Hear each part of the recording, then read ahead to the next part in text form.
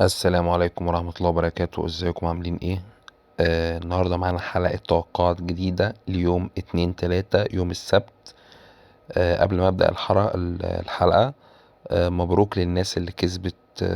اخر حلقة احنا عملناها توقعنا 5 ماتشات.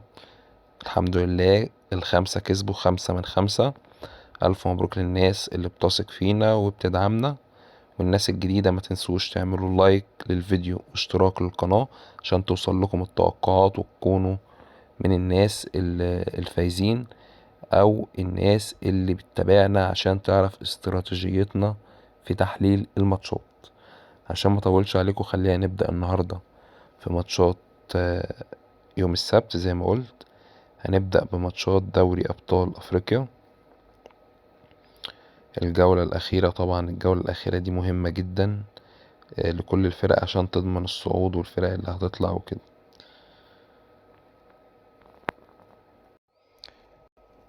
في بطولة أفريقيا في 6 ماتشات. أول ماتش هو بيراميدز وفريق اسمه نواديبو. طبعا بيراميدز خرج من البطولة رسمي، بس الماتش ده أخيرا لحفظ ماء الوجه يعني. فهنقوله بيتلعب في القاهرة هنا، فهنقول إن الماتش ده هيبقى فوز أو تعادل بيراميدز. الماتش التاني مازيمبي وصن داونز، بيتلعب في جنوب أفريقيا. طبعا الفرقتين بيتنافسوا، الفرقتين صاعدين رسمي اول وتاني، بس هيبقى فيه تنافس على الصعود. فالماتش ده مش هيكون فيه دوافع كبيرة، لان يكفي صن داونز التعادل عشان تصعد اول مجموعة. فاحنا هنقول فوز او تعادل صن داونز.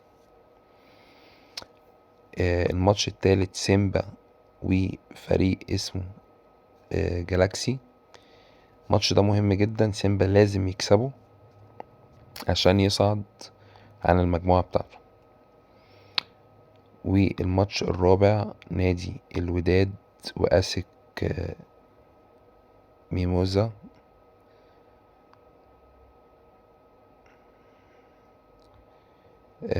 هنقول الوداد لازم يكسب الماتش ده عشان الوداد في موقف لا يحسد عليه.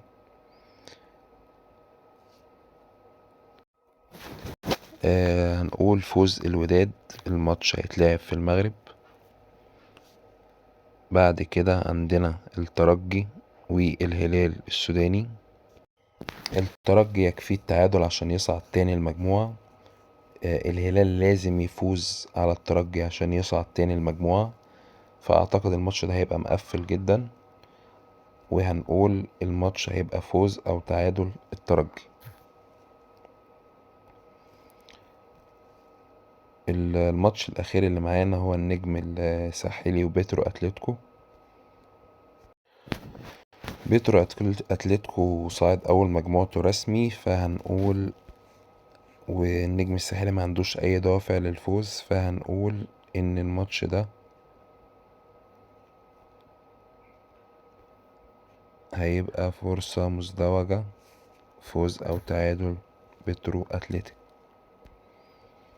كده احنا خلصنا ماتشات دوري أبطال أفريقيا. عشان ما اطولش عليكم في الفيديو ده، دي كانت الماتشات الخاصة توقعات يوم السبت دوري أبطال أفريقيا.